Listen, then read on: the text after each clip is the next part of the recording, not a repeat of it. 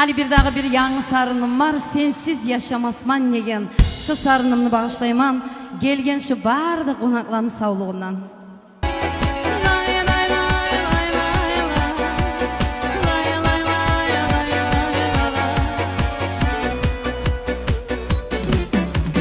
Yayını issi gününde yoluktun mağa, barı zatını unuttum bir qarab sağa.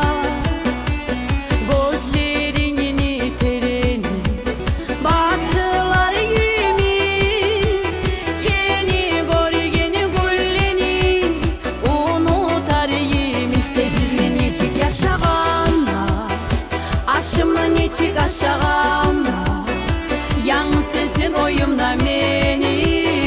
Bek suyup kalgaman seni bir demen unutmasma. Yalnız yaşamağa bolmasma. Gel azizim birçi bulayım, birçi nasipke tolayım.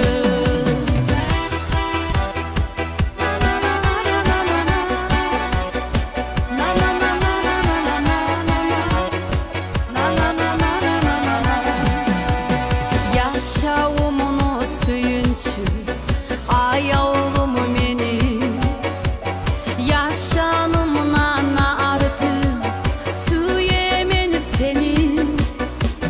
Seni bulan bir bolum yaşa uğrayım, daimi algışlar ayıtım sağa turayım. Sensiz men nechik yaşaganda, aşımın içik aşağıma, yalnız sensin oyumda meni. Bek suyup kalgaman seni bir demen unutmasma. Yalnız yaşamağa bolmasma. Gel azizim birçi bulayım, birçi nasipke tolayım.